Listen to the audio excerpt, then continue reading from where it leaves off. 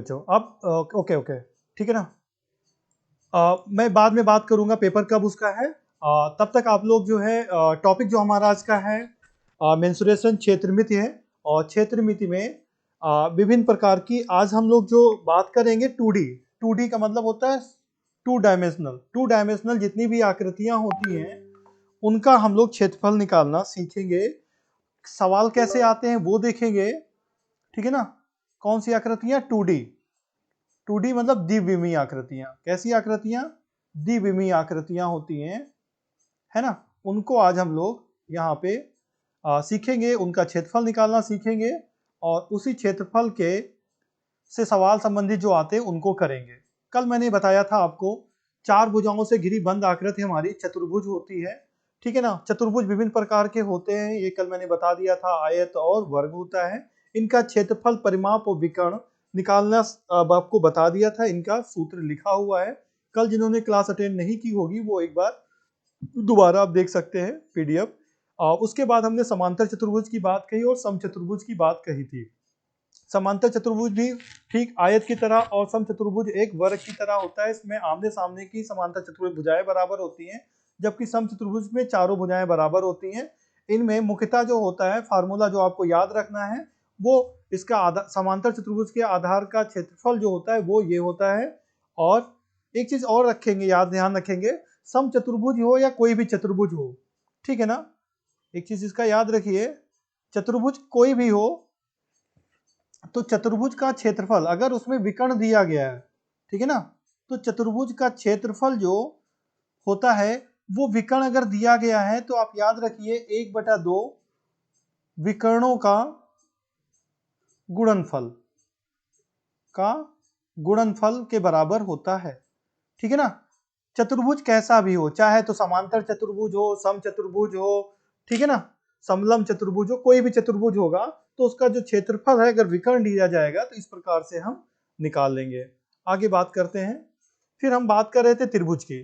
त्रिभुज से संबंधित सवाल अक्सर आते हैं और यहाँ पे हम बात करते हैं समबाहु त्रिभुज की। भुजाओं के आधार पे अगर बात करें तो समबाहु त्रिभुज की, समद्विबाहु त्रिभुज की, विषमबाहु त्रिभुज की। अगर हम कोणों के आधार पे त्रिभुज की बात करते हैं तो अधिक कोण त्रिभुज, न्यून कोण त्रिभुज और समकोण त्रिभुज। पेपर में जो सवाल आते हैं समबाहु त्रिभुज और समकोण त्रिभुज से पूछे जाते हैं। तो इन दोनों त्रिभुजों के बारे में हम लोग एक बार देख लेते हैं, इनका फार्मूला देख लेते हैं और उसके बाद आगे बढ़ते हैं। समबाहु त्रिभुज जो होता है वो क्या होता है? समबाहु त्रिभुज जो होता है ऐसा त्रिभुज जिसकी चारों भुजाएं बराबर होती हैं।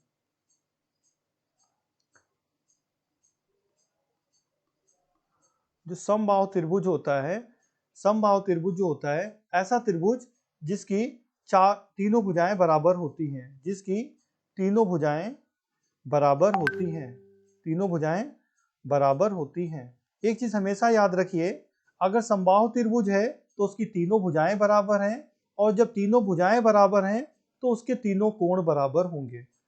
भुजाओं के सापेक्ष कोण बनते हैं और कोण के सापेक्ष भुजाएं बनती हैं, तो ध्यान रखेंगे तीनों कोण भी बराबर होंगे, तीनों कोण भी बराबर होंगे। तो इसका मतलब जब तीनों कोण बराबर होंगे तो प्रत्येक कोण का मान कितना होगा? समबाहु त्रिभुज में कितना होता है? 60 डिग्री होता है, क्योंकि त्रिभुज के तीनों कोणों का योग 180 अंश होता है। ये बेसिक चीज है, ये आपको पता होनी चाहिए। अगर समबाहु त्रिभुज की बात कही गई है तो उसके प्रत्येक कोण का मान 60 अंश होगा, ठीक है ना। अभी हम बात कर रहे हैं क्षेत्रफल की, तो क्षेत्रफल पे आते हैं और देखते हैं समबाहु त्रिभुज का क्षेत्रफल क्या होता है। तो समबाहु त्रिभुज का क्षेत्रफल जो होता है उसका फार्मूला नोट कर लीजिए, √3/4 भुजा स्क्वायर। भुजा का मतलब क्योंकि सभी भुजाएं बराबर होंगी इसलिए जो भी भुजा दी गई होगी उसका स्क्वायर कर देंगे और ये समबाहु त्रिभुज का क्षेत्रफल का सूत्र हो जाएगा। दूसरी चीज होती है समबाहु त्रिभुज की परिमाप या परिमिति, है ना। समबाहु त्रिभुज की परिमाप या परिमिति, कभी कभी परिमिति भी बोल देते हैं तो आप कंफ्यूज मत होंगे। परिमिति और परिमाप एक ही चीज होती है, क्योंकि भुजाएं बराबर हैं तो तीनों भुजाओं का योग हो जाएगा, तो 3 गुणे भुजा, ठीक है ना। डायरेक्ट फार्मूले पे जो सवाल लगते हैं मैं उन्हीं की बात कर रहा हूं। बड़ी आसानी से आप ये कर लेंगे। क्लियर? ये हो गया हमारा समबाहु त्रिभुज से संबंधित फार्मूले। एक चीज और देखेंगे समद्विबाहु से। एक देख लीजिए, एक बार सवाल आ चुका है, मैं इसलिए बताना चाह रहा हूं, डायरेक्ट फार्मूले पे सवाल आ चुका है। समद्विबाहु त्रिभुज का क्षेत्रफल अगर आपसे पूछा जाए, समद्विबाहु त्रिभुज का अगर क्षेत्रफल पूछा जाता है तो उसका फार्मूला क्या होता है? फार्मूला होता है, क्योंकि b/4 under root 4a² minus b। समद्विबाहु त्रिभुज का द्विबाहु भुजाएं है तो मतलब दो भुजाएं होंगी। सूत्र होता है 4a² minus b², 4a minus b², और ये फार्मूला है समद्विबाहु त्रिभुज का। क्लियर? अगर समद्विबाहु की बात करी जाएगी तो ये फार्मूला हम लगाएंगे, और अगर समबाहु त्रिभुज की बात कही जाएगी तो हम ये फार्मूला लगाएंगे। ठीक है ना? क्लियर? मेरे ख्याल से बात समझ गए होंगे। तो ये दोनों फार्मूले आप याद कर लेंगे। समद्विबाहु में दो भुजाएं बराबर होती हैं, समबाहु में तीनों भुजाएं बराबर होती हैं। क्लियर? ओके, अब हम आगे बढ़ते हैं। जो इंपॉर्टेंट चीज आती हमारी है, वो इंपॉर्टेंट चीज होती क्या है उसको आप समझिए। समकोण त्रिभुज, अक्सर सवाल आता है समकोण त्रिभुज। समकोण त्रिभुज से संबंधित सवाल आते हैं। तो समकोण त्रिभुज होता क्या है? एक ऐसा त्रिभुज जिसमें एक कोण 90 अंश का हो, वो त्रिभुज समकोण त्रिभुज कहलाता है। अगर ये A हो, ये B हो और ये भुजा C हो, तो यहाँ पे 90 अंश के ठीक सामने की भुजा कर्ण बोली जाती है। क्या बोली जाती है? कर्ण बोली जाती है। और जो नीचे आधार होता है, नीचे की भुजा आधार होती है, और ये लंब होता है। क्लियर? ये सब बात आपको पता होगी। मैं सिर्फ इसलिए बता रहा हूं कि सवाल आते हैं पाइथागोरस प्रमेय से, और पाइथागोरस जो प्रमेय होती है वो आधारित होती है समकोण त्रिभुज पे। किस पे? समकोण त्रिभुज पे। दो प्रकार के सवाल आगे पूछे जाते हैं। पाइथागोरस प्रमेय में आपको बताया गया होगा, या पाइथागोरस प्रमेय से जो एक रूल बना है, फार्मूला बना है, वो क्या बना हुआ है कि सबसे जो बड़ी भुजा होती है उसको कर्ण बोलते हैं। उसका जो वर्ग होता है, सबसे बड़ी भुजा कर्ण होती है, जो उसका वर्ग होता है वो शेष दोनों भुजाओं मतलब लंब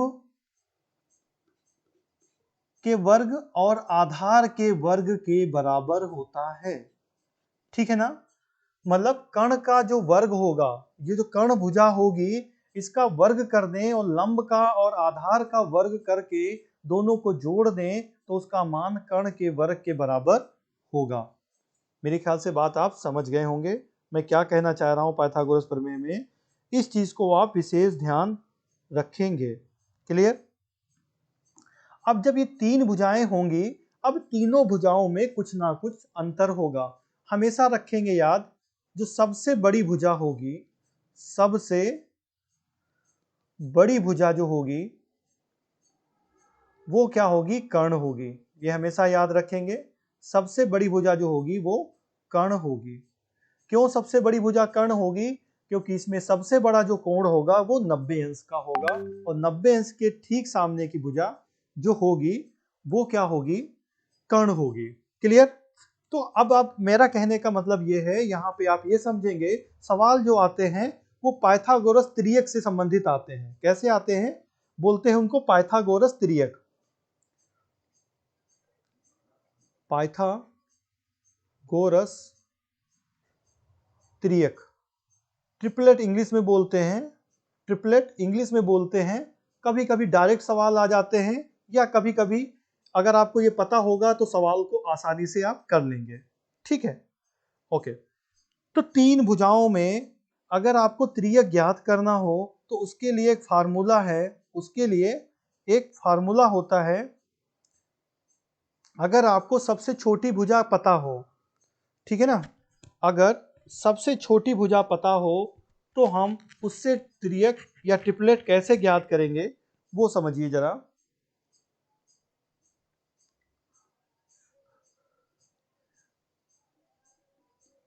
यदि समकोण त्रिभुज में सबसे छोटी भुजा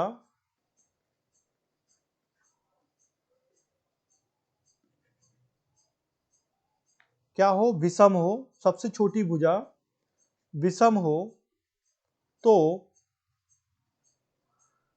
त्रियक क्या बनेंगे, त्रियक क्या बनेंगे वो आप देखिए। फार्मूला होता है इसका, अगर मैं मान लूं सबसे छोटी भुजा विषम है और भुजा क्या है, भुजा x है, भुजा क्या है, x है, तो दूसरी भुजा क्या होगी, क्योंकि तीन भुजाएं होती है ना समकोण त्रिभुज में, तो तीन भुजाएं कैसे ज्ञात करेंगे। पहली भुजा अगर छोटी भुजा x है तो दूसरी भुजा जो होगी x स्क्वायर माइनस 1/2 होगी, तीसरी जो भुजा होगी x स्क्वायर प्लस 1/2 होगी। क्लियर, ये फार्मूला है, इसको आपको याद रखना है। अभी मैं सवाल दूंगा कुछ, उससे आप समझ जाएंगे कैसे आपको निकालना है। क्लियर, जैसे कहा जाए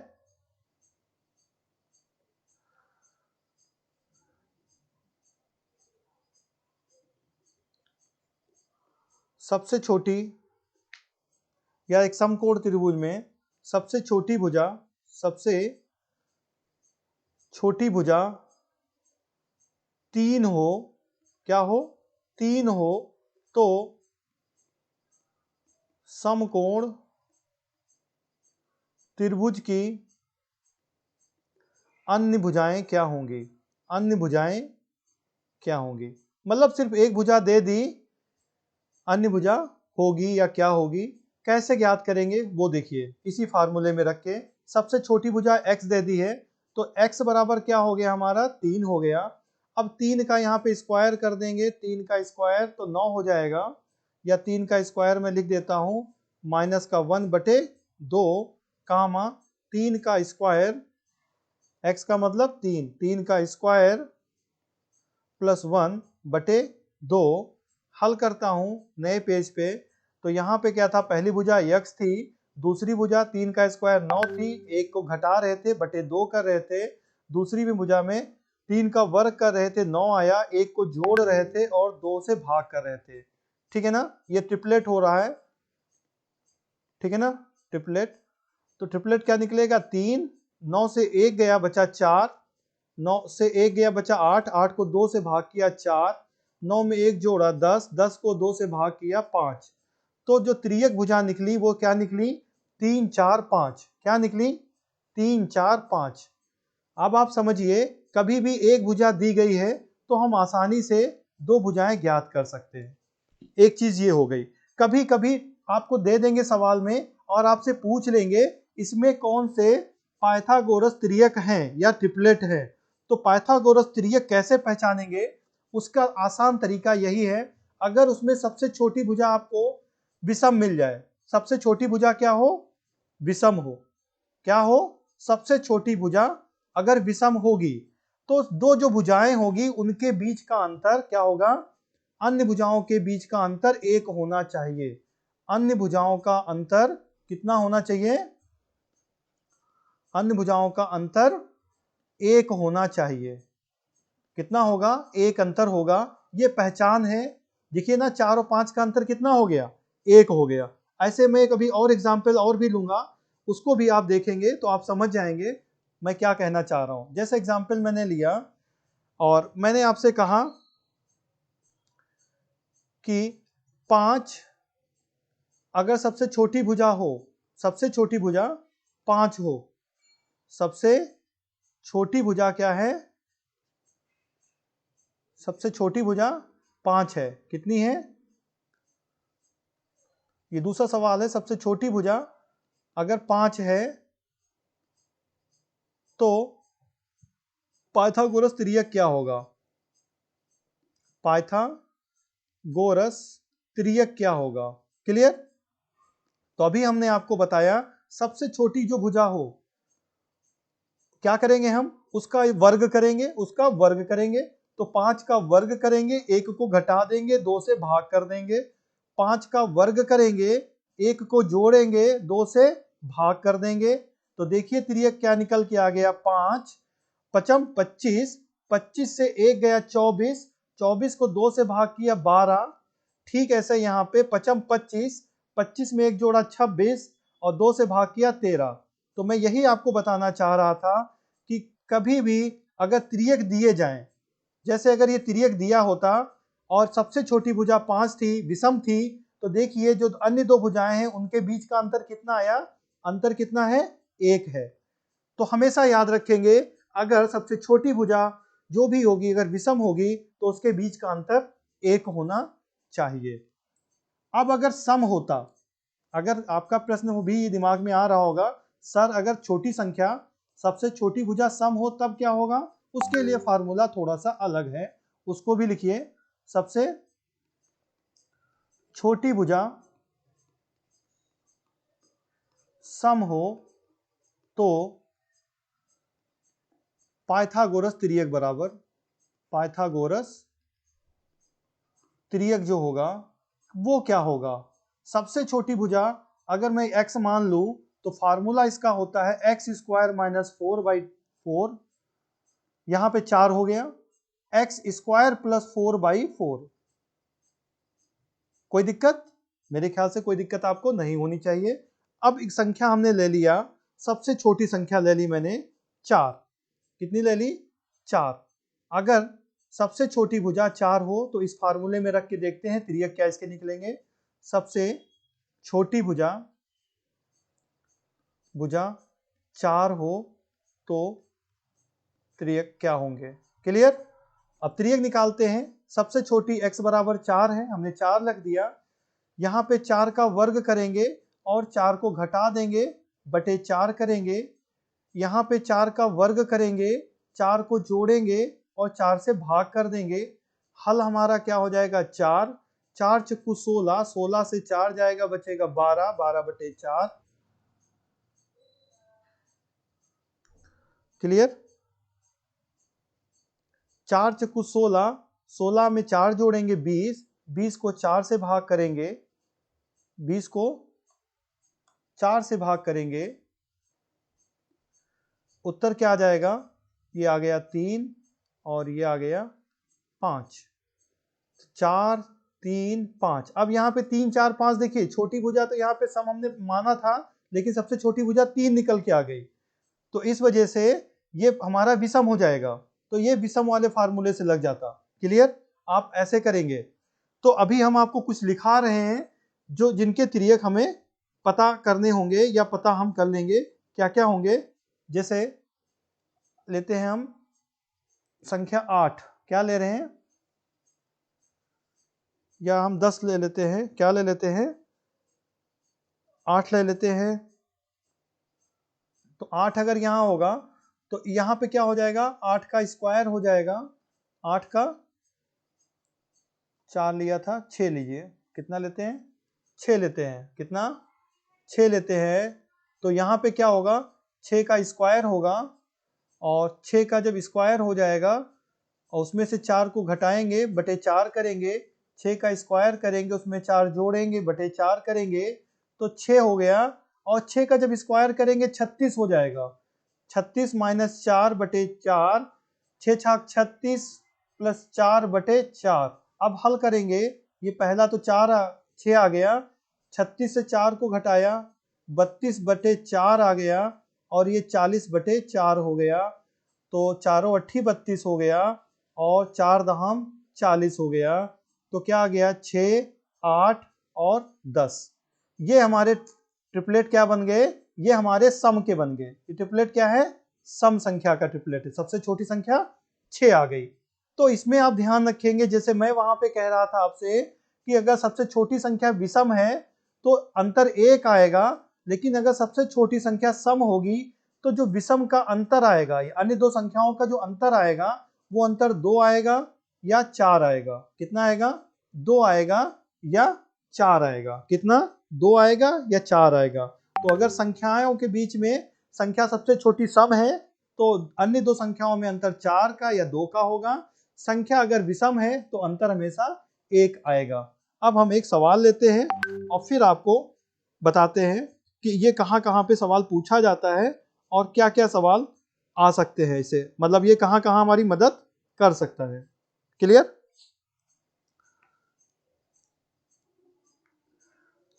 एक सवाल है आपका,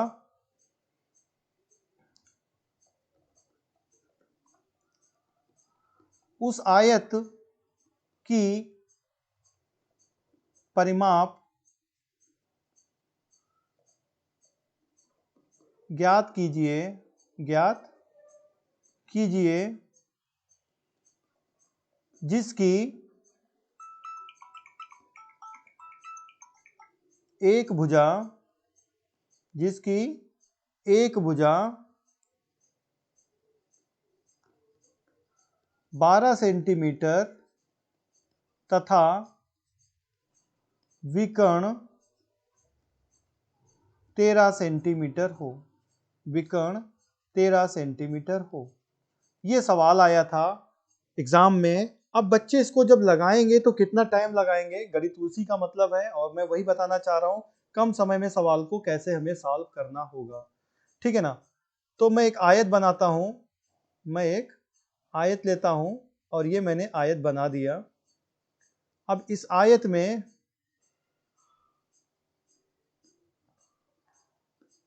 आयत बना दिया। अब इस आयत में मैं एक विकर्ण खींच देता हूं। ये विकर्ण हमने खींच दिया। मेरे ख्याल से बात समझ गए होंगे, विकर्ण जानते होंगे। अब सवाल क्या कह रहा है, अब समझिए। एक आयत की परिमाप ज्ञात करनी है। इसकी हमें क्या ज्ञात करनी है? परिमाप। और आयत की परिमाप क्या होती है? आयत की परिमाप जो होती है वो, उसका फार्मूला होता है 2l + b, 2 लंबाई प्लस चौड़ाई का योगफल गुणे 2, यही होता है ना। यहाँ पे हमें एक भुजा तो दी गई है पर दूसरी भुजा नहीं दी गई है। तो एक भुजा अगर ये 12 मान लेते, ये भुजा हम 12 मान लें, विकर्ण दिया गया है 13, विकर्ण कितना हो गया? 13।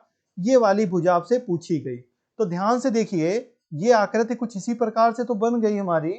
ये क्या बन गया हमारा? एक समकोण त्रिभुज बन गया। क्या बन गया? समकोण त्रिभुज बन गया। बन गया ना? अब इस समकोण त्रिभुज में ये 13 दिया है, ये 12 दिया है और ये पूछा गया है। क्लियर? तो अब आप समझ जाइए, ये दो भुजाओं के बीच का जो अंतर है, ये दो भुजाएं बड़ी है ना, इन भुजाओं के बीच का अंतर कितना है? एक है। कितना अंतर है? एक है। तो ये क्या हो गया? ये क्या हो गया हमारा? ये ट्रिपलेट हो गया। क्या हो गया? ट्रिपलेट हो गया। हल कैसे करेंगे आप समझ जाइए, अभी मैं बता रहा हूं परिमाप ज्ञात करने के लिए। ट्रिपलेट हो गया तो आपको पता है ना, फार्मूला क्या बताया था मैंने? लंब का जो स्क्वायर होता है, अभी आपकी समझ में आ जाएगा। लंब का जो स्क्वायर होता है वो कर्ण के स्क्वायर से और आधार के स्क्वायर के अंतर के बराबर होता है। मतलब अगर कर्ण का स्क्वायर दिया गया हो, लंब का निकालना हो या आधार का निकालना हो, तो कर्ण के उसमें से उसको हम घटा देते हैं। यही तरीका होता है। तो लंब का मान निकालना है हमें।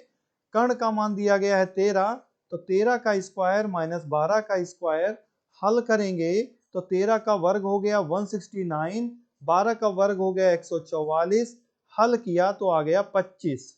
तो लंब का स्क्वायर जो हो गया वो 25 के बराबर हो गया। तो लंब जो होगा उसका मान कितना आ जाएगा? 5। क्या आ गया? 5। कितना आ गया? 5 आ गया। अब आप ध्यान से देखिए, ये तो ट्रिपलेट हमारा बन गया कि नहीं बन गया? 5, 12 और 13, ये संख्या विषम थी और इन दोनों के बीच का अंतर 1 आ गया। क्लियर?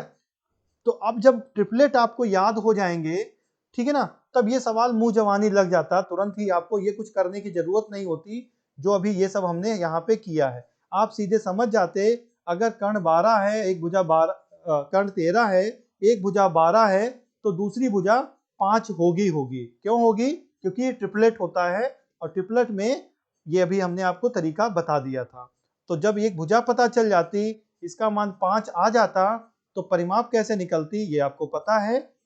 12 और 5 को जोड़ दीजिए, 12 5 17 हो जाएगा और 17 का दूना कर दीजिए, उत्तर आ जाता 34 सेंटीमीटर। कितना आ जाता? 34 सेंटीमीटर। हो जाता ना आसान? चलिए, अब आसान करने के लिए अब आपको जरूरी है कुछ ट्रिपलेट याद कर लीजिए। कुछ ट्रिपलेट याद कर लीजिए। तो कुछ ट्रिपलेट याद करने के लिए आपको क्या करना होगा? ओके, कुछ ट्रिपलेट याद करने के लिए अब आपको क्या करना होगा?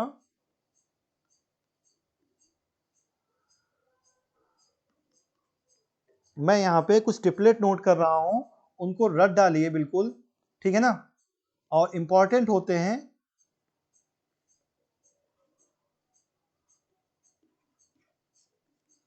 मतलब अगर सबसे छोटी भुजा 3 होगी तो दूसरी भुजा 4 होगी और सबसे बड़ी भुजा 5 होगी। 3 4 5 पहला ट्रिपलेट हो गया। क्लियर? दूसरी भुजा हमारी अगर 4 होगी तो बीच में अभी आ ही गया हमारा, तो 4 3 4 5 तो हो नहीं सकता, इसके बाद आया 6। पहला अगर 6 होगा तो अगली भुजा हमारी 8 होगी और सबसे बड़ी भुजा 10 होगी। तो 6 8 10 हो गया। तो अब हमारा क्या बचा? 5 बचा। तो अगर यहाँ पे त्रिवेक में हमें 5 मिल जाता, तीसरा क्या आ जाता? त्रिवेक में 5 होता तो अगला हमारा मिलता 5 के साथ में 12 और 13। क्लियर? चौथा पे आ जाइए। 7 अगर होता हमारी भुजा तो अगली भुजा हमारी 24 आती और ये 25 आती। क्लियर? 5 पे आ जाइए। 3 5 7 हो गया, ठीक है ना। अब आ जाते हैं हम लोग हैं सम वाले पे। इसको चाहे तो आप 2 वाले को यहाँ से हटा दीजिए, विषम वालों को एक पास लिख लेते हैं हमें, है ना, और सम वालों को एक पास लिख लेंगे। क्लियर? तो ये 2 हो गया, ये 3 हो गया। अब हम लोग थोड़े से सम वाले लिख लेते हैं। 4 पे 6 का लिखा हमने, 6 6 का 8 8 का 10, 6 के बाद आता है हमारा 8 8 का जो होगा अगली संख्या 5 और 5 का अगली संख्या हमारी 8 होगी। 8 का जो ट्रिपलेट होगा वो क्या होगा? 8 का ट्रिपलेट हमारा 15 और 17 होगा। इनको आपको रटना है, ठीक है ना। 6 छठा ट्रिपलेट यहाँ पे मैंने ले लिया। 10 अगर ये 10 है तो अगली संख्या हमारी इसकी ट्रिपलेट की बनेगी 24 और 26। आगे बहुत फायदा करेगा अगर आप समझ रहे होंगे। अगर ये हमारा 7 है, ये 7 तो मैंने कर दिया था, ठीक है। तो 10 तक मैंने आपको बता दिया, यहाँ तक कर सकते हैं। 12 भी कर लीजिए। 12 का अगर होगा तो 12 का 16 और 20 हो जाएगा, ठीक है ना। 12 का 16 और 20 हो गया। और हमारा एक और ले लीजिए 20 का। अगर 20 हो गई तो अगली संख्या हमारी 21 और 29 होगी। 21 और 29 होगी। कोई दिक्कत? कोई दिक्कत नहीं होनी चाहिए। अब आप ध्यान से देखिए, यहाँ पे क्या ध्यान देना है। ये हमारे यहाँ से लेके यहाँ तक विषम थे। सबके बीच में देखिए अंतर कितना है? 1 है। अंतर कितना आ रहा है? 1 आ रहा है। पहली संख्या पे ध्यान दीजिए, ये विषम है, ये विषम है ना, ये विषम, ये विषम, ये विषम। अंतर कितना आया? 4 और 5 में अंतर 1, 12 13 में अंतर 1, 24 25 में अंतर 1। ये सम संख्याएं हैं। इनमें ध्यान से देखिए अंतर क्या आ रहा होगा। इनके बीच का जो अंतर आएगा वो अंतर आएगा 2 4 6 8, इस प्रकार से अंतर आएगा। क्लियर? मेरे ख्याल से बात आप लोग जब समझ जाएंगे तो आसानी से ट्रिपलेट निकाल लेंगे। पेपर में पूछा जाता है कौन सा ट्रिपलेट इसमें है। क्लियर? तो इसको याद कर लिए, इंपॉर्टेंट है, क्वेश्चन आ चुका है ट्रिपलेट का। चलिए आगे हम लोग बढ़ते हैं। क्योंकि हम क्षेत्रफल की बात कर रहे हैं तो क्षेत्रफल में अभी हमने आयत की बात कही। अब कभी कभी सूत्र सवाल ऐसा आ जाता है,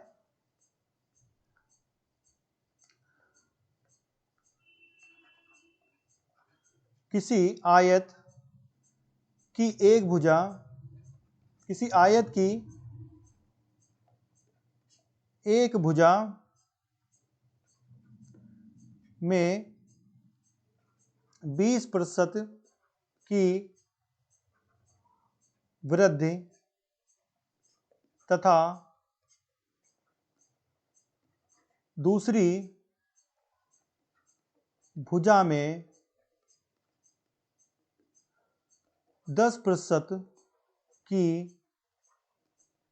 कमी हो रही हो, कमी हो रही हो, तो आयत के क्षेत्रफल में क्या परिवर्तन होगा? तो आयत के क्षेत्रफल में क्या परिवर्तन होगा? परिवर्तन होगा, ऐसा सवाल पूछा जाता है। और सवाल ये 2 डायमेंशनल जितनी भी आकृतियां होती हैं सबके साथ में यही फार्मूला लगेगा, चाहे आयत आए चाहे वर्ग आए, इनमें दोनों में एक ही फार्मूला लगता है। याद रखेंगे आप। परिवर्तन, परिवर्तन क्या होता है? परिवर्तन मतलब बदलाव। अब आयत की एक भुजा बढ़ी है, दूसरी भुजा कम हुई है, तो उसके क्षेत्रफल पे या क्या होगी? क्षेत्रफल में या तो वृद्धि होगी या तो कमी होगी। दो ही चीजें हो सकती हैं, क्षेत्रफल में या तो वृद्धि होगी या तो कमी होगी। दिक्कत कोई नहीं, ठीक है ना। सवाल को लगाते कैसे हैं? इन सवालों को हम दो तरीके से लगाएंगे। पहला, आप बेसिक पहले समझिए। आयत की एक भुजा कितनी है? 20% की वृद्धि हो रही है। तो अगर आयत की भुजा हम मान लेते हैं, दिमाग में हमेशा रखेंगे, आयत की भुजा अगर 100 होती, कितनी? 100 होती, तो नई भुजा कितनी हो जाएगी? कितनी नई भुजा हो जाएगी? नई भुजा हो गई 20% की वृद्धि के बाद में 100 में हम 20 जोड़ देंगे, वृद्धि का मतलब 20 जोड़ देंगे तो 120 हो जाएगी, ठीक है ना। आयत की दूसरी भुजा,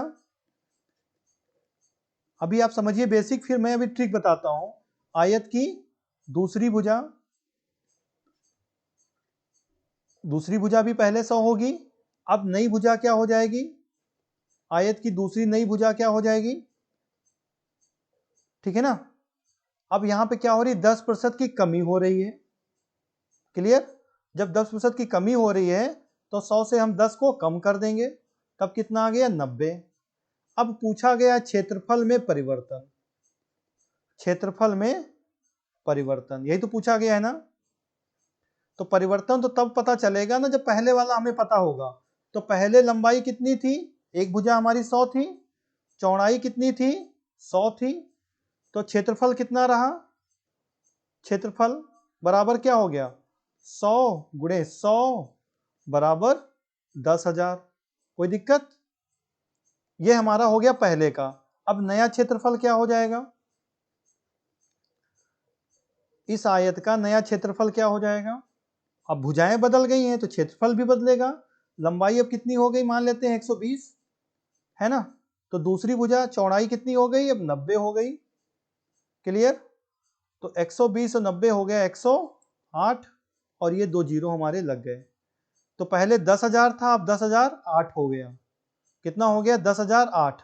परिवर्तन कितना हुआ? परिवर्तन कितना हुआ? 800 की वृद्धि हो गई ना, ज्यादा हो गया ना। अब प्रतिशत में कितना ज्यादा हो गया? प्रतिशत का मतलब 100 पे कितना ज्यादा हो गया? तो 100 पे कितना ज्यादा हो गया? 8%। ये ज्यादा हो गया। कितना हो गया? 8% ज्यादा हो गया। मेरे ख्याल से बात समझ गए होंगे। ये एक बेसिक तरीका होता है करने का। अब हम बात करते हैं आपसे, ठीक है ना, इसी सवाल को हम ट्रिक द्वारा कैसे हल करते हैं। क्लियर? अगर समझ गए हैं तो हम आगे बढ़ रहे हैं। ओके, ठीक है, आगे बढ़ते हैं। चलिए, इसी सवाल को मैं लेता हूं, सीधे सवाल पे आते हैं। कुछ मत करिए, पेपर में क्या करना है, कहा गया 20% की वृद्धि हो गई, 20% की वृद्धि हो गई, लिख लिया हमने। और फिर क्या हुआ? 10% की कमी हो गई, लिख लिया हमने। जब 20% की वृद्धि हो गई तो 120 हो गया, 10% की कमी हो गई तो 90 हो गया। दिमाग में रखेंगे, बिल्कुल यही काम करना है। क्लियर? कोई दिक्कत? कोई दिक्कत नहीं। हमेशा ये जीरो वाला अगर मिल जाए तो बहुत अच्छी बात है। आपको क्या करना है, इन दोनों की गुणा कर दीजिए, तो 12 नवैया 108 हो गया। कितना हो गया? 108। ये 0 का 0 होता है, वो कट जाएगा। समझ गए ना? 12 नवैया 108, ये 0 को आप नहीं लेंगे अगर, ठीक है ना? 0 को नहीं लेंगे क्योंकि हम प्रतिशत में निकाल रहे हैं। अब ये 108 हो गया। तो पहले क्या था? पहले क्या था हमारा? पहले 100 था ना? पहले क्या था? 100। तो अंतर क्या हो गया? देखिए यहाँ पे अंतर क्या हो गया? 100 के बाद 108 हो गया। तो सीधी बात है, क्या हो गई? वृद्धि हो गई। और वृद्धि कितनी हो गई? 8% की। कितनी? 8% की। मेरे ख्याल से ये ज्यादा समझ में आया होगा। अगर ऐसे समझ में आया है तो आप ऐसे कर लीजिए। क्लियर? नहीं तो एक फार्मूला रख लीजिए। फार्मूला क्या होता है?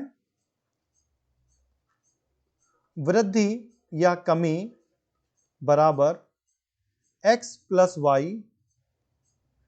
अगर वृद्धि दोनों हो रही है तो प्लस रखेंगे, कमी अगर एक हो रही है तो माइनस रखेंगे, इसीलिए प्लस माइनस वाई बोला हमने। प्लस माइनस यहाँ फार्मूले का, अगर एक प्लस का एक माइनस का है तो यहाँ पे चिन्ह बदल जाएंगे, x गुणे वाई बटे 100। ये फार्मूला होता है। अगर आप चाहें तो ऐसे लगा लीजिए, ठीक है ना? या पहली वाली विधि जो बताई है अगर वो समझ में आ गई है तो सबसे अच्छी बात है। अब इसी सवाल को मैं इस विधि से करके बताता हूं। देखिए यहाँ पे x का मतलब पहली वाला 20% की वृद्धि हुई, तो 20 प्लस का है इसलिए प्लस का 20 रखा। 10% की कमी है तो माइनस में होगा तो माइनस का 10 रखा। प्लस माइनस यहाँ पे क्या है? हम पहले प्लस लेके चलेंगे। अगर दोनों एक दूसरे के विपरीत हो, जैसे वृद्धि हो रही हो कमी हो रही हो, चिन्ह विपरीत है, चिन्ह विपरीत है, तो विपरीत की गुणा हमेशा विपरीत होता है, मतलब माइनस चिन्ह आता है। तो यहाँ माइनस लगा देंगे। क्या हो रही थी? x का मान 20 था और इसका मान 10 था बटे 100। कोई दिक्कत? कोई दिक्कत नहीं। 0 से 0 काटा, इस 0 को 0 से काटा, 20 में से 10 गया, 10 बचा, 10 में से 2, ये वाला 2 बचा ना, 2 को घटाया, 8% उत्तर आ गया। आप चाहें तो ऐसे लगा लीजिए, ठीक है ना? ये आपका ट्रिक है, फार्मूला है, आप जैसे चाहें वैसे लगाएं। सवाल इससे संबंधित पूछे जाते हैं, इंपॉर्टेंट है। तो एक सवाल मैं और देता हूं और उसको आप लोग करिए। क्लियर?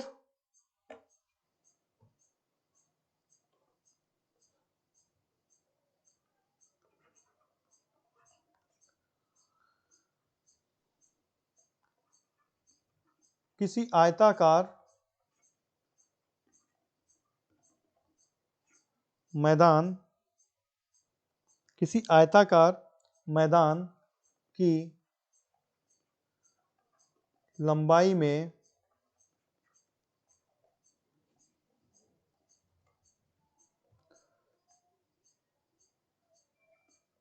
50%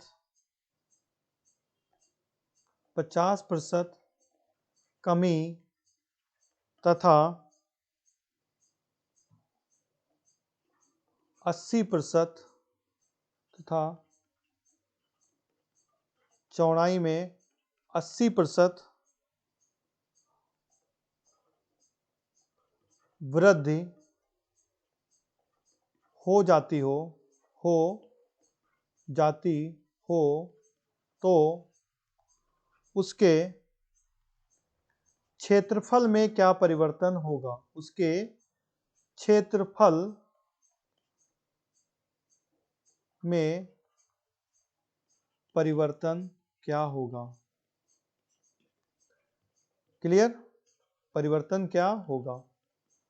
आसान है सवाल, जैसे भी बताया है वैसे ही करना है आपको। पहले मैंने क्या बोला? 50% की कमी हो रही है। दोनों तरीकों से लगा सकते हैं, चाहे तो फार्मूले से लगाएं या ट्रिक से लगाएं। मैं ट्रिक से पहले कर रहा हूं। 50% की कमी हो रही तो सबसे पहले 100 होता है, 100 में 50 की कमी हो गई तो बचा हमारा 50। क्लियर? 50 की कमी हो गई तो बचा 50। 80% की वृद्धि हो गई, 100 में वृद्धि हो गई तो प्लस का 80, अब हो गया हमारा 180। क्लियर? अब हम 15 और 8 की 18, इसकी 15, 18 और 5 की गुणा कर देंगे, ठीक है ना? 18 और इसकी हम गुणा कर देंगे तो 18 पंचे होता है 90। ये 2 जीरो हमने बताया था पहले ही गायब कर देते हैं। क्या हो गया? गायब कर देते हैं, मैंने अभी आपको बताया था, ठीक है ना? इस जीरो को या तो 100 से भाग कर देंगे या प्रतिशत में कर देंगे। क्लियर? तो ये हम 2 जीरो ये गायब कर देते हैं, सिर्फ संख्या पे ध्यान देते हैं। 15 8 90 हो गया। पहले हमारे पास क्या था उसका, पहले हमारा क्या था 100 था, अब मान क्या आ गया 90 आ गया। पहले कितना था 100 था, अब कितना आ गया 90।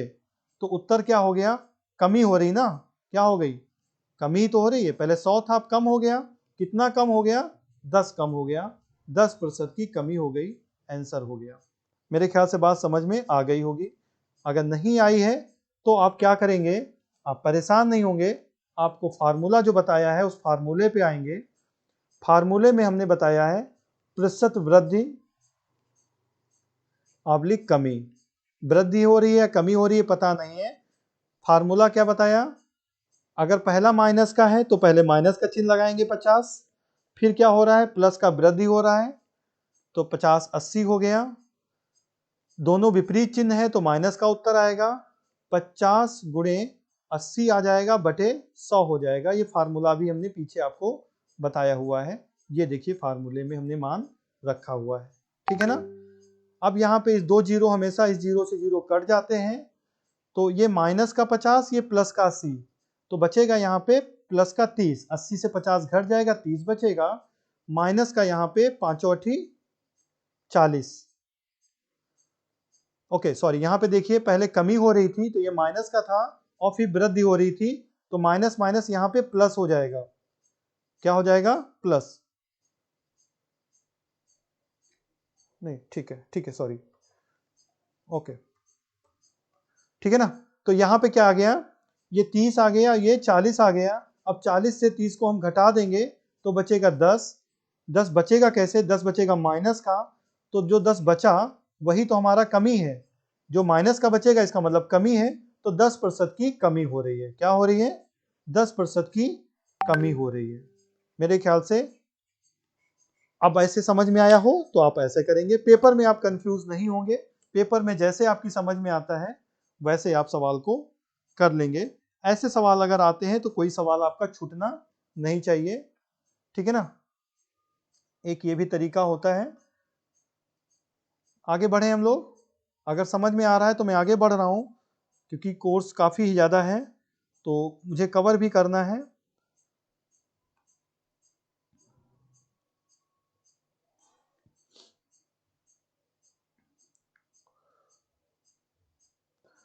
अब आते हम लोग हैं थोड़ा सा अलग सवाल पे। अगर हम आ जाएं किस पे, एक वर्ग का सवाल है, यही सवाल है बस थोड़ा चेंज है।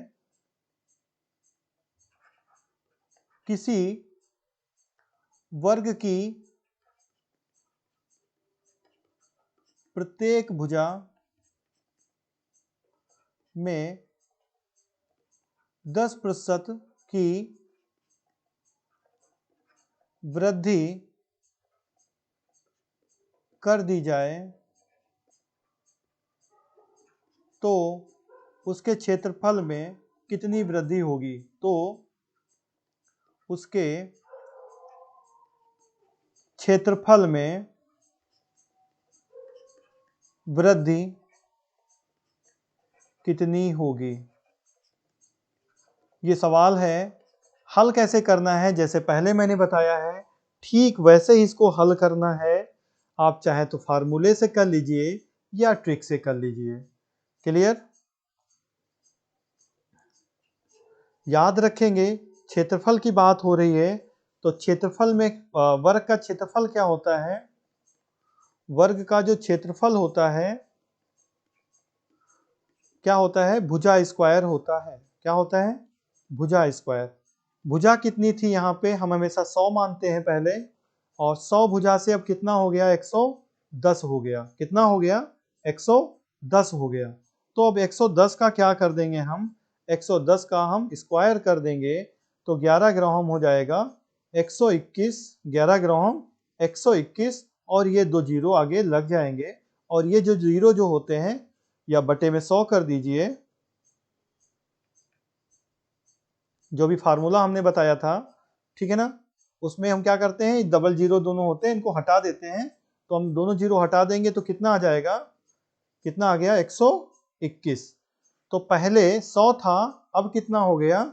121 हो गया। तो अंतर कितना आ गया? अंतर आ गया हमारा 21 का, और 21 क्या है? ज्यादा है, तो 21% की क्या हो गई? वृद्धि हो गई। क्या हो गई? 21% की वृद्धि हो गई। मेरे ख्याल से बात समझ गए होंगे। अगर नहीं समझे हैं, ठीक है ना, तो आपको क्या करना होगा? आपको फिर फार्मूले से लगाना होगा। और फार्मूला क्या हो जाएगा यहाँ पे? जब वर्ग की बात होगी तो और फार्मूला आसान हो जाएगा। वर्ग के क्षेत्रफल में वृद्धि, क्षेत्रफल में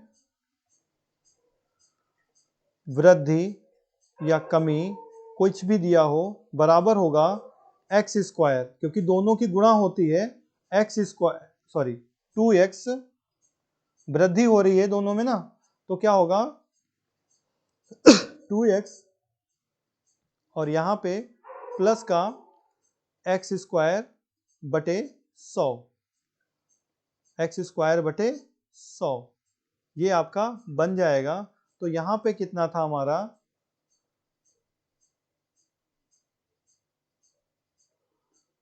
यहाँ पे हमारा था x, हमारा कितना था? 10। तो 2 गुणे x का मान है 10, और यहाँ पे हम कर देंगे 10 गुणे 10, क्योंकि x का मान 10 है ना। आप समझिए x बराबर क्या है? भुजा कितनी है? 10% की तो वृद्धि हो रही है, तो x बराबर 10 हो गया, बटे में फार्मूले का 100। ये 2 जीरो, ये 2 जीरो कट जाएंगे, तो 2 दहाम 20 हो गया, और 20 में 1 जोड़ दिया, 21 हो गया। क्योंकि प्लस का है तो 21% की वृद्धि हो गई। मेरे ख्याल से जैसे आपको समझ में आए, आसानी से वो तरीका अपनाएंगे, लेकिन पेपर में सवाल छोड़ के नहीं आएंगे। क्लियर? चलिए आगे बात करते हम लोग हैं। अभी 5 मिनट हमारे पास और समय है, उसके बाद हम लोग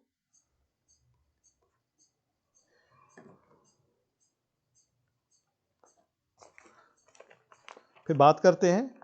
एक सवाल और ऐसे आ जाता है जिसमें क्या होता है? परिमाप का होता है। एक चीज हमेशा रखेंगे, वर्ग में, वर्ग और आयत में, किसमें? अगर वर्ग हो और आयत हो, क्या हो? वर्ग हो और आयत हो, वर्ग और अगर आयत है, तो आप हमेशा देखेंगे कि जो आयत की परिमाप होगी, आयत की परिमाप होगी, वो वर्ग से हमेशा ज़्यादा होगी। आयत की परिमाप वर्ग से हमेशा ज़्यादा होगी।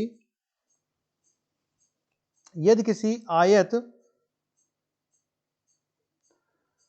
और वर्ग में इनके क्षेत्रफल का अनुपात दे दें, क्या दे दें?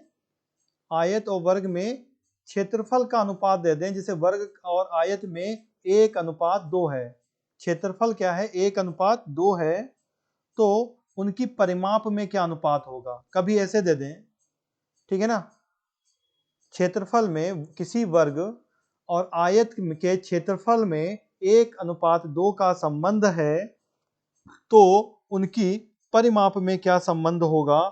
तो उसके लिए जो फार्मूला होता है, वो फार्मूला क्या होता है? फार्मूला होता है, जो परिमाप में संबंध होगा वो होगा 1:√2, 1:√2 होगा। ये भी ट्रिक है, कभी कभी सवाल आ जाते हैं, ठीक है ना, तो ऐसे हम सवाल लगा लेंगे। अगर आयत और वर्ग को दे देंगे और परिमाप में, और आपसे कुछ ऐसा सवाल पूछा जाएगा। क्लियर? ठीक है।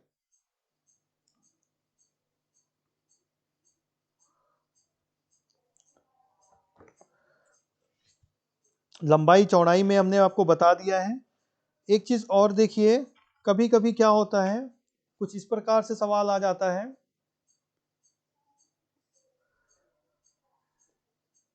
ये हमारा क्या है? समबाहु त्रिभुज है। क्या है? ये हमारा समबाहु त्रिभुज है। समबाहु मतलब इसकी भुजाएं सभी बराबर हैं। अगर समबाहु त्रिभुज के अंतर्गत, समबाहु त्रिभुज के अंतर्गत कभी भी कोई वृत्त हो, कोई इसके अंदर इनर सर्कल में कोई वृत्त हो, क्लियर, और आपसे पूछा जाए समबाहु त्रिभुज की भुजा दे दें, ठीक है ना।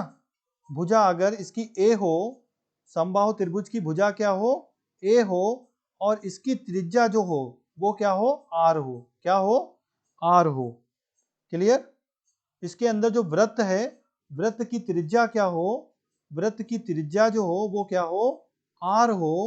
तो इसके लिए एक फार्मूला बन जाता है। फार्मूला क्या बनता है, एक संबंध होता है। ये संबंध क्या होता है, जो आर होता है वो ए बटे 2√3 होता है। ए बटे 2√3 होता है। क्लियर। ये याद रखेंगे, कभी कभी दोनों में से एक दे देगा, जैसे दे दिया उसने, ठीक है ना। किसी भी मतलब एक भुजा दे दी उन्होंने, किसी की भुजा एक दे दी, इक्विलेटर की कोई भुजा दे दी उन्होंने, और आपसे पूछ लिया, जैसे दे दिया सवाल कुछ ऐसा होता, समबाहु त्रिभुज की भुजा यदि, सवाल सरल करने के लिए मैं दे रहा हूं, यदि 2√3 हो, क्या हो, भुजा यदि 2√3 हो, तो उसकी उसकी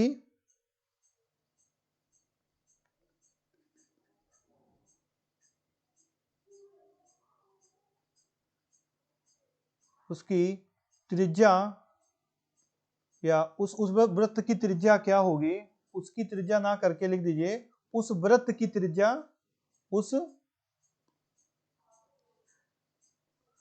उस वृत्त उस वृत्त की त्रिज्या क्या होगी, जो समबाहु त्रिभुज के अंतर्गत है, समबाहु त्रिभुज के अंतः निर्मित है। क्लियर। दो तरीके से त्रिभुज बनते हैं, वृत्त होते हैं, एक तो अंतः निर्मित होते हैं और एक समबाहु त्रिभुज के बाहर होते हैं। कभी कभी दोनों सवाल ऐसे दे देते हैं। तो हमें अगर अंतः बना हुआ है, तब संबंध क्या भी हमने बताया था, R = ए अपान 2√3 होता है। और ए क्या मतलब होता, ए हमारी थी इसकी भुजा, और भुजा का मान यहाँ दे दिया 2√3, और फार्मूले में 2√3 है, तो a√3 कट गया, तो त्रिज्या क्या आ गई, त्रिज्या हमारी क्या आ गई, त्रिज्या हमारी आ गई 1। त्रिज्या क्या आ गई हमारी, 1 आ गई। त्रिज्या क्या आ गई, 1 आ गई। क्लियर। मेरे ख्याल से बात समझ गए होंगे। अगर इसी प्रकार से एक सवाल बन जाता, कोई समबाहु त्रिभुज होता,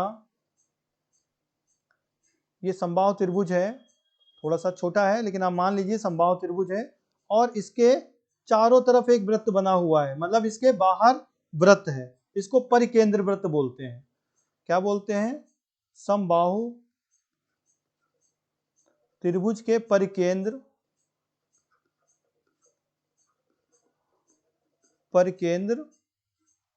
वृत्त।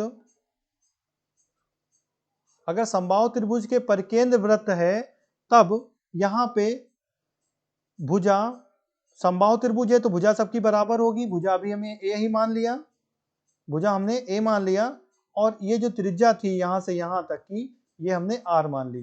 तो भुजा अगर ए हो, त्रिज्या क्या हो, त्रिज्या आर हो, तो जो इनके बीच का संबंध होता है, इनके बीच का जो संबंध होता है वो क्या होगा, संबंध होता है त्रिज्या आर बराबर a/√3, a/√3।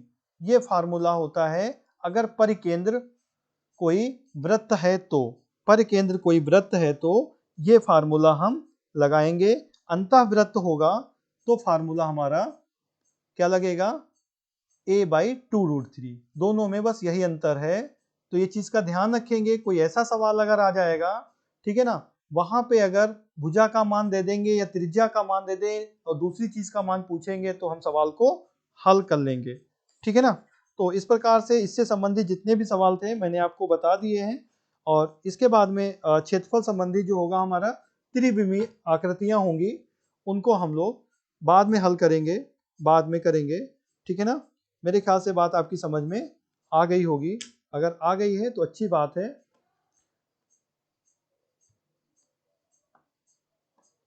एक त्रिभुज की बात हो रही तो एक चीज और सुन लीजिए, कभी कभी अंतःकोण की बात, फिलहाल अलग है बिल्कुल, लेकिन मैं इससे बता रहा हूं, ये मेंसुरेशन का पार्ट नहीं है, लेकिन समय कम है इसलिए मैं बता रहा हूं। अगर कभी भी कोई त्रिभुज बना हो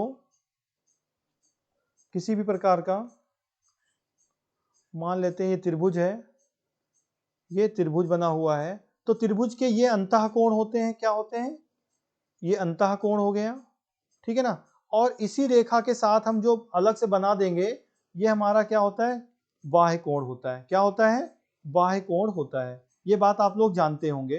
अंतःकोण और बाह्य कोण को अगर मिला देते हैं तो हमारा 180 अंश बनता है, या आंतरिक कोण बोल सकते हैं। आंतरिक कोण और बाह्य कोण को अगर हम मिला देते हैं तो 180 अंश बनता हमारा है। तो कभी कभी एक फार्मूला है, आप याद रखिए, अगर बाह्य कोण ज्ञात हो, अगर बाह्य कोण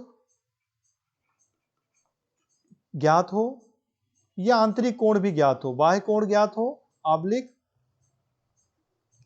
आंतरिक कोण आपको पता हो, आंतरिक कोण ज्ञात हो, बाह्य कोण ज्ञात हो या आंतरिक कोण ज्ञात हो, मतलब दोनों में से कोई भी चीज पता अगर है तो उसकी भुजाओं की संख्या, मतलब जो बहुभुज है उसकी भुजाओं की संख्या क्या होगी, तो बहुभुज की भुजाओं की संख्या क्या होगी, तो बहुभुज की भुजाओं की संख्या जो होगी वो क्या होगी, वो इस फार्मूले से हम कैसे निकालेंगे। फार्मूला होता है 360 बटे बाह्य कोण बटे बाह्य कोण। क्लियर, ये फार्मूला है, आप इसको रट लीजिए, याद कर लीजिए, समझ लीजिए कि अगर कोई बहुभुज हो, कोई बहुभुज हो और उसमें आपसे पूछा जाए कि इसके बहुभुज की भुजाओं की संख्या क्या होगी जब बाह्य कोण दिया गया हो या आंतरिक कोण दिया गया हो। मैं एक सवाल लेता हूं, उससे आप और समझ जाइए आसानी से। मान लेता हूं कोई पंचभुज दिया गया है, कितना दिया गया है, पंचभुज दिया गया है। क्या दिया गया है, सवाल है पंचभुज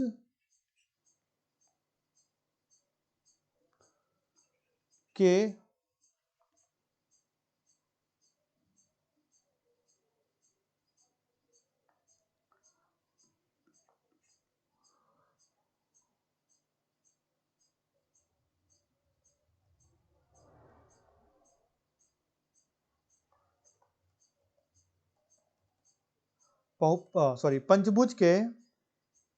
पंचभुज के अगर आपको बाह्य कोण निकालना हो, पंचभुज के बाह्य कोण का मान निकालना हो तो कैसे निकालेंगे, तो पंचभुज का बाह्य कोण कैसे निकलेगा, बाह्य कोण इधर आ जाएगा, तो फार्मूला हो जाएगा 360 बटे भुजाओं की संख्या बटे भुजाओं की संख्या, यही तो हो गया ना, भुजाओं की संख्या। अब जैसा मैंने नाम लिखा है पंचभुज है, तो पंचभुज में भुजाएं कितनी होंगी, 5 होंगी, तो 5 से भाग कर दीजिए तो ये आ जाएगा 5 छक्का 30, 5 सत्ते 35 और 5 दूनी 10। तो बाह्य कोण कितना आ गया, बाह्य कोण आ गया 72, बाह्य कोण कितना आ गया, 72 अंश आ गया। बाह्य कोण कितना आ गया, 72 अंश आ गया। अगर यही पूछता कि आंतरिक कोण कितना होगा, कितना, आंतरिक कोण या अंतः कोण क्या होंगे, है ना, आंतरिक कोण पंचभुज के क्या होंगे, तो क्या करेंगे हम, आंतरिक कोण को ज्ञात करने के लिए 180 से उसको घटा देंगे, जो बचेगा, जैसे 108 बचा तो 108 जो हमारा हो जाएगा वो पंचभुज का आंतरिक कोण होगा या पंचभुज के अंतः कोण का मान होगा। क्लियर, जैसे त्रिभुज के अंतः कोण जो होते हैं उनका योगफल कितना होता है, 180 होता है। ऐसे हम लोग इसकी सहायता से आसानी से निकाल लेंगे। मेरे ख्याल से बात समझ गए होंगे। क्लियर, आसानी से कर लेंगे। कोई भी ऐसा सवाल आता है या भुजाओं की संख्या पूछेगा और कोण अगर एक दे देंगे तो हम भुजाओं की संख्या यहाँ पे रख देंगे, यहाँ पे निकालने के लिए, और कोण से भाग कर देंगे तो हमें भुजाओं की संख्या पता चल जाएगी। मेरे ख्याल से बात समझ गए होंगे। पेपर में सवाल भी ऐसा एक आया था, इसलिए मैंने आपको ये बता दिया। तो धन्यवाद, आज की क्लास आपकी समझ में आई होगी। कोई दिक्कत अगर